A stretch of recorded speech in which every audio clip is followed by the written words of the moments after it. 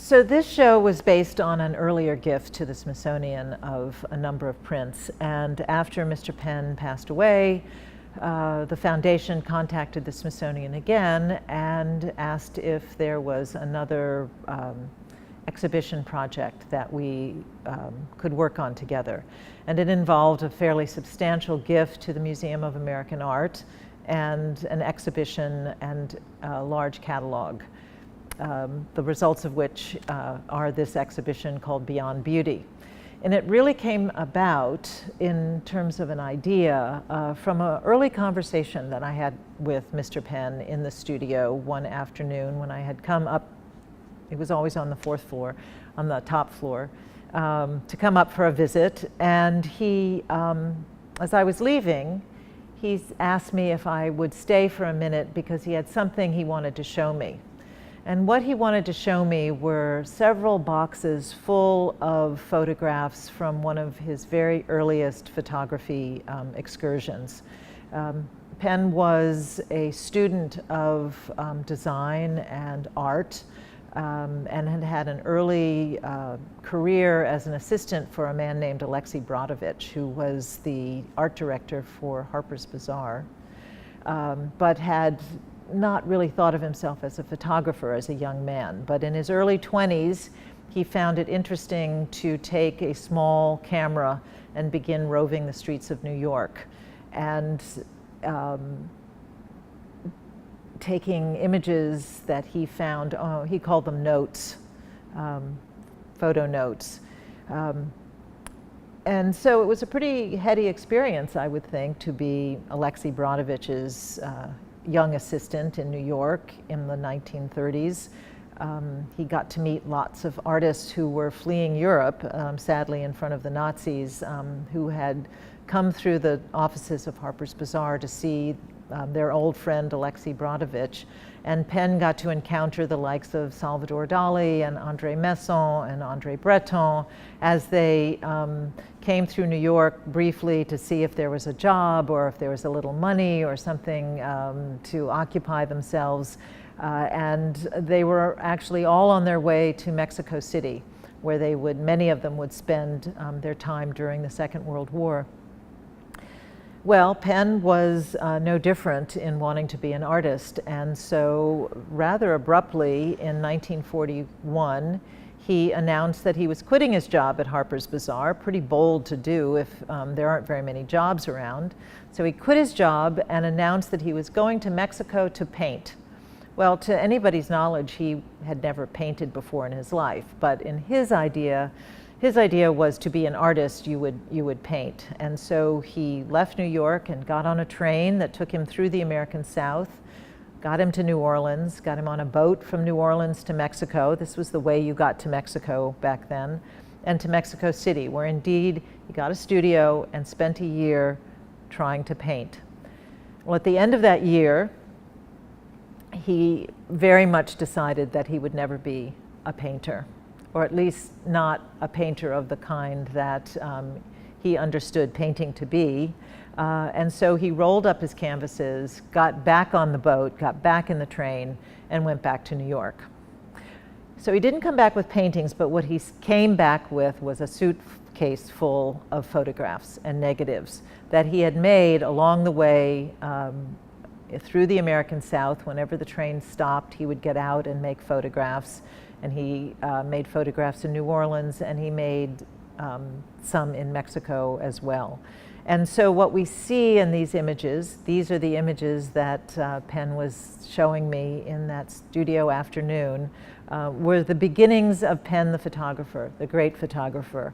And you see this journey is the journey of a young man learning how to see and how to know the world through looking through a camera, and how to appreciate the way light hit the side of a building, or the way light hit the skin of an African American youth, or to see the way light would hit fabric, and to see how different fabric registered in different ways. And we really see in these early images the clues to Penn, the great photographer.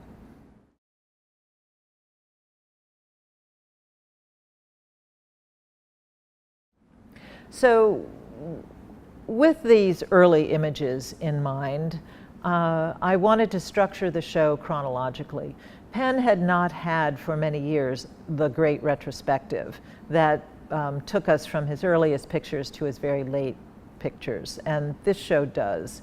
And it seemed the best way to look at Penn, both the growth of this young man into the great Penn of Vogue magazine, and then to witness how he extended that eye and that presence and that mature vision through a very long life and a very long career. To see him at the end of his life photographing with such strength, to be able to see it from beginning to end, seemed to be an important thing to do for this very influential photographer. Yes, we think of Penn as the magazine photographer. We think of him particularly as the photographer of fashion or the photographer of celebrity. Or maybe we might even think of him as the great photographer who later in his career printed the most beautiful platinum palladium prints of still lifes that remind us nothing less than great 18th century Dutch still life paintings.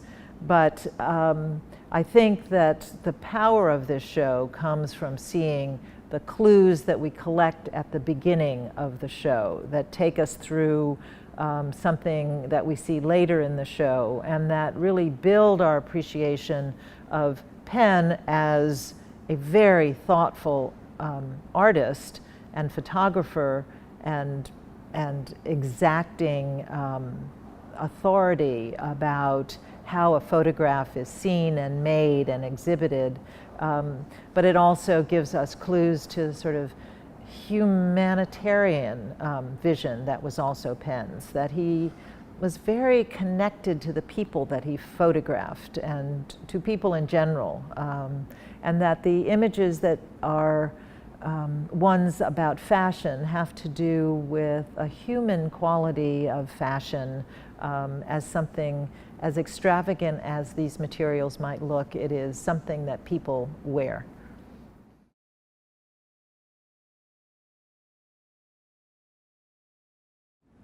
So as I think most people know, Penn was a photographer for Vogue magazine for most of his career. And almost all of the work that he did for Vogue magazine, much of it was published by Vogue. This show includes that work, what we'll call the iconic Penn.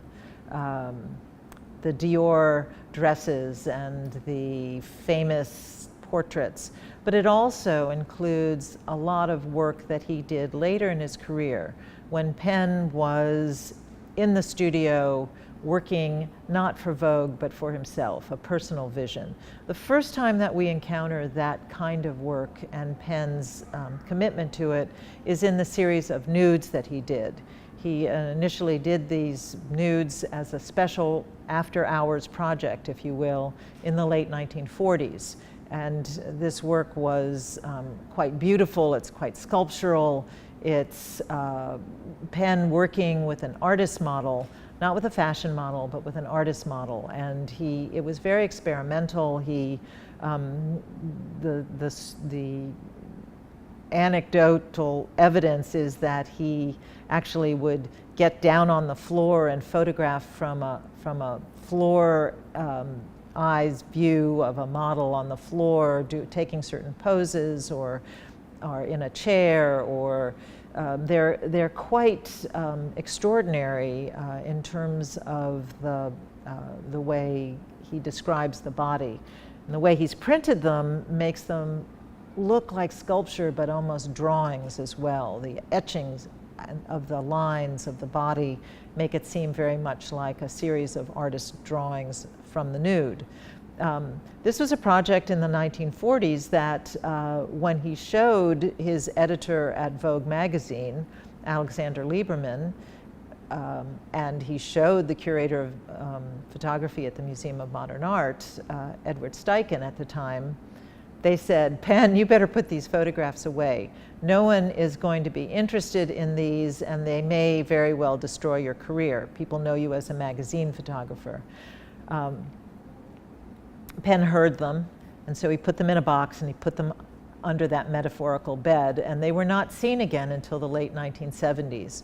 When opening those boxes, he began reprinting some of those negatives as these beautiful platinum palladium prints that we see in the exhibition. And in fact, those prints and those nudes were shown in Marlborough Gallery and were given a show at the Metropolitan Museum of Art. And so indeed, by the 1970s, 30 years after they were first made, they had gone from being an artist's after-hours project to being some of the most celebrated photographs in American photography at that time. Later on, he is able to approach other kinds of projects in this way. When Penn is Penn, and he can afford to do it both from a professional standpoint and probably also to sustain those kinds of projects. In the show, you see a number of them might even be included in some of the photographs of decoration that he made in places like Africa and Morocco and Papua New Guinea. We might see it in those beautiful skull heads that he did in the Narodny Museum of Anthropology in Prague. Beautiful still life portraits of the skulls of giant animals that are rendered as a kind of sculpture in and of themselves. They remind me very much of the nudes, quite frankly. But those kinds of independent projects get bolder and more confident and richer as Penn's career continues.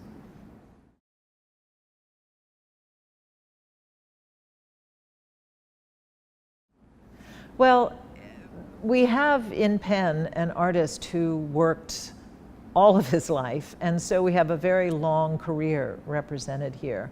And as I say, Penn worked for most of it for Vogue magazine, which was an interesting culture. I think we forget how significant in mid-20th century magazines like Vogue and Harper's Bazaar were to American culture of all kinds. They published writers, they showed great artists, and they had photographers working there like Irving Penn and Richard Avedon.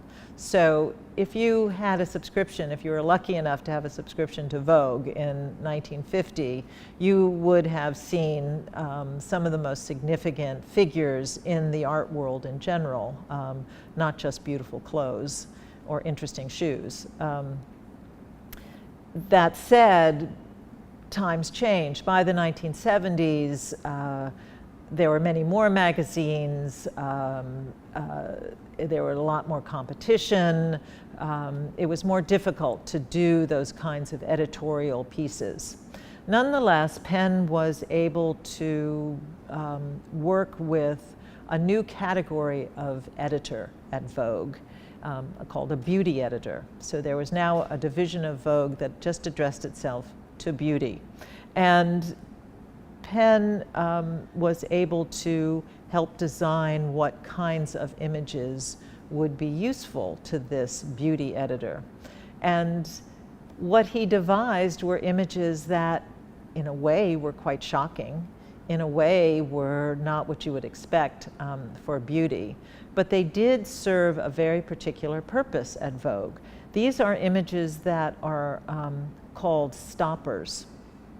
And what stoppers do in a magazine is stop your eye. So if you're encountering an article about how important it is for the use of cold packs on your face to make your pores smaller and thereby make makeup easier to apply, Penn would come up with the idea of freezing a mannequin's head in a block of ice, hitting it with a hammer, fracturing the ice, and that was the photograph. Well, it would certainly stop your eye long enough to look at that photograph and maybe read a few of the paragraphs about this article. Or similarly, if Nora Ephron was writing an article about how her neck reminded her of a chicken neck as she got older, and Penn illustrated it with the extraordinary image of a rooster's neck, which we have that wonderful color image in the show. That was a pretty good stopper as well. So Penn was a designer of images. He was very much an experimenter with processing. We see that mostly in the amazing work he did with platinum palladium. Penn, taught himself how to print in platinum palladium. And we know that he went to the New York Public Library and actually took out old books about photo processing that described these processes. And he taught himself how to do this with many years of experimental work in a special studio that he set up devoted to platinum palladium printing. He was meticulous about registering the prints that he, as I say, his experiments with the chemicals of printing are amazing.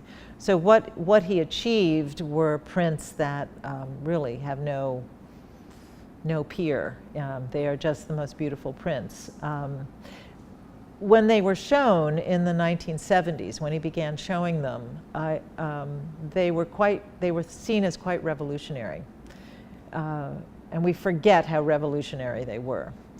In part, it was because the subjects for these platinum palladium, the most expensive way of printing that you could think of, were cigarette butts that he picked up off the street, that he brought back into the studio and lit with lights that he might better have used to photograph a baccarat crystal glass. But in this case, they were cigarette butts. He was defying the idea of what constitutes a beautiful thing deserving of being photographed.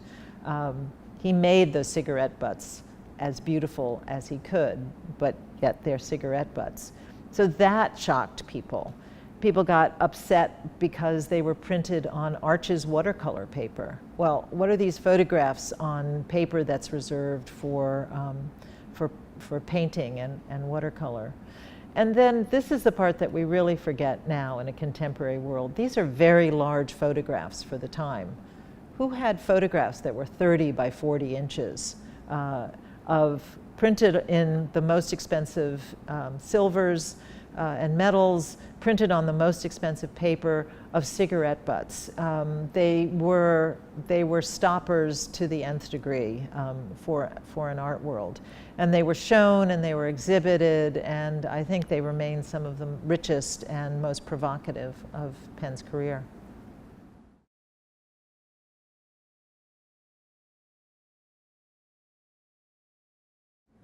So even as Penn is working in the studio on these rather shocking but intriguing images of beauty, of lipstick smeared on a model's mouth to advertise the latest colors in lipstick, or a model that's painted with white to make her look, a human model made to look like a mannequin with certain makeup on her face, or a head that's a mannequin head frozen in ice with makeup on. Even as he's doing those images for Vogue, he's also continues to work in the studio on his own project in his own time. And I think as he gets older, he embraces two things almost simultaneously. He embraces the idea of experimentation. So he begins building, or having built under his instruction, special cameras and special ways of photographing that produce images that are almost holographic looking. In the exhibition, we have several of these. One is, he put, it's hard to describe, but he essentially had something that held a subject, and the camera panned around the subject. It would move back and forth on a track, taking multiple images. So you have almost a three-dimensional quality to this subject. One we have is a human skull. We might think of that as something of a memento mori, reminding us of the fragility of life. Another is an early version of that is a kind of fractured head of Penn himself. It's a self-portrait of Penn in sort of multiple pieces.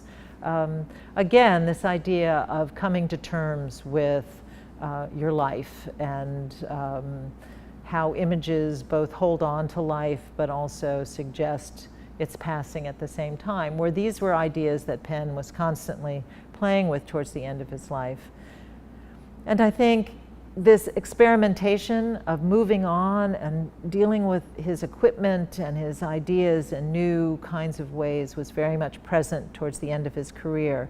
And there's another thing that was present at the end of his career, which was almost re-embracing the history of photography and of art itself. There are two pieces, particularly in the exhibition, which I think do that. And one is a color photograph, and it is a portrait. I call it a portrait. I think it's a kind of self-portrait in a way. It's a portrait, a photograph of his bedside lamp. It's a kind of old-fashioned lamp, and he's photographed it with reflections on it so that it's got a sort of color, but it's basically a simple lamp with a reflector and a light bulb in it. And it's almost, he's giving us a picture of what a photographer actually does, or maybe what a photograph does, or maybe the photographer as a kind of photograph. What do you do but reflect the light, and you yourself are this central bulb in making that happen. And the other image in the show that I think is really a late in life reflection that embraces some of his very earliest ideas about photography and some of his earliest images is from a series, a late series that he called Vessels. And this is a series of single objects, sometimes two objects together, of things that hold things. It could be a vase, it could be a pitcher, it could be a coffee urn. In this case, we have a picture of a lovely coffee urn. It's beautifully lit in that wonderful anonymous space with that wonderful modeled background that Penn used so often through his career to photograph models or celebrity portraits. But here we have, in this shallow space, almost floating, this beautiful image of a single coffee urn, simple, elegant, old, and it reminds us, as I think Penn intended us, to be reminded of the very earliest still lifes that he did.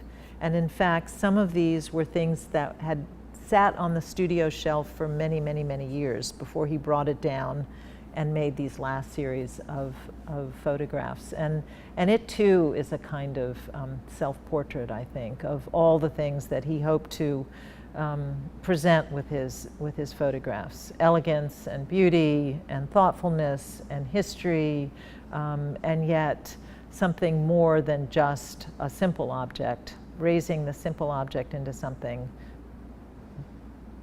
bigger, more elegant, more provocative, more thoughtful.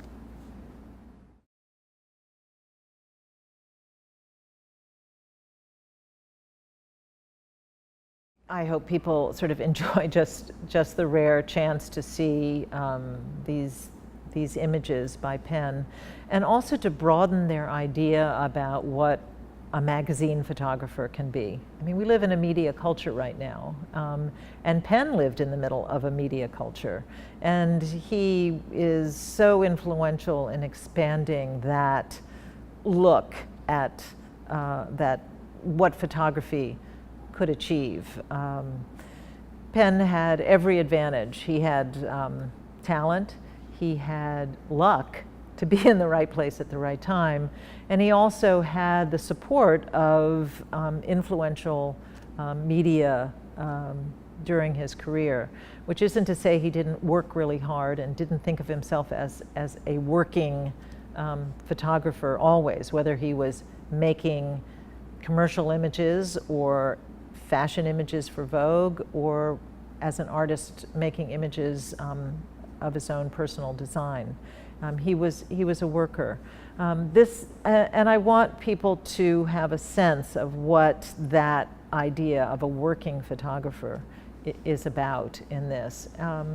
to enjoy the range of kinds of photographs in this exhibition is an important idea embedded, well, in any exhibition that's retrospective in a way. But here, embedded in this exhibition, are many histories. There's a history of Irving Penn, the photographer.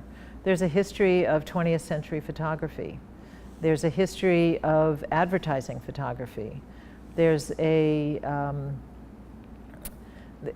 history of cultural change as we see somebody working through the 30s and 40s and what was important to photograph. We see sort of the rise of photography as a medium that was only suited for the pages of magazines, rise to be a medium that is beautifully printed and hung in a museum or sold in a gallery.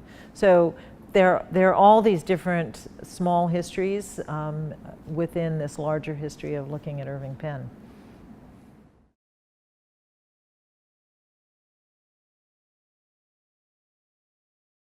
So one of the great things to look for as you walk through the exhibit is, I think there are two things. There's just a wonderful sense of humor that Irving Penn had in many of his images. He loved creating portraits of people that were sort of fun. They were sort of an inside joke. I shouldn't say they were fun. Many of them look very serious, but there's always a bit of an inside joke in many of Penn's images. And one idea that was particularly important to Penn, and he got this from his friend and editor, Alexander Lieberman, is Lieberman said, "Penn, always put a dollop of poison in your pictures, because that's a great way to get people to stop and look." And so as you walk through the exhibit, every so often there is a dollop of poison that's, you see it and then you understand it. So one that I would put, I would suggest is a great example of this is one of the early still lifes that Penn produced. And when you look at it, it's an amazing still life that reminds you of Dutch 18th century still lifes. It's in a shallow space on a ledge table that's been covered with a beautiful linen tablecloth, and on it are arranged the richest of produce and objects, crystal goblets and Parma hams and a big piece of Parmesan cheese and Irish linen napkin and a bowl of beautiful eggs. And behind all of it is this big sack of grain, of beautiful wheat. And at first you kind of look closely and you realize there's something on the grain and it's a black spot. And you lean in and look a little bit closer and you realize it's a beetle. And there's the dollop of poison. In all of this luxury, in all of this opulence, in all of this great stuff of satisfaction, there's always a beetle. You always have to be beware the beetle that can come and ruin the party, if you will. Later on, there's another example in the show. Later on in the show and later on in his career, he uses it again when he shows us a photograph of melting brie and pear. And on that piece of brie is an ant that's sort of waiting around for the picnic to be over or something. But in each of these, you might see the twist, the turn. Certainly there's a big dollop of poison in photographing cigarette butts as glorious objects in platinum palladium. Certainly in many of the portraits, he adds the poison of just putting somebody in a difficult position and asking them to pose for a photograph to get the real person to come out. So there's a way in which he has constructed a picture to get us to look just a little bit longer or a little bit differently or a little bit more thoughtfully about what the picture might be about.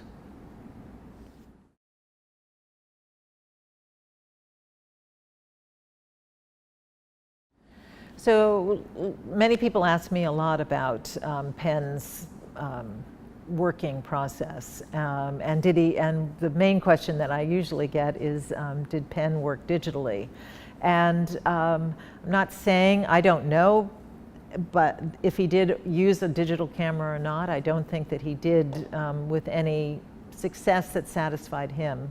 But he did master many of his negatives digitally and reprint them that way.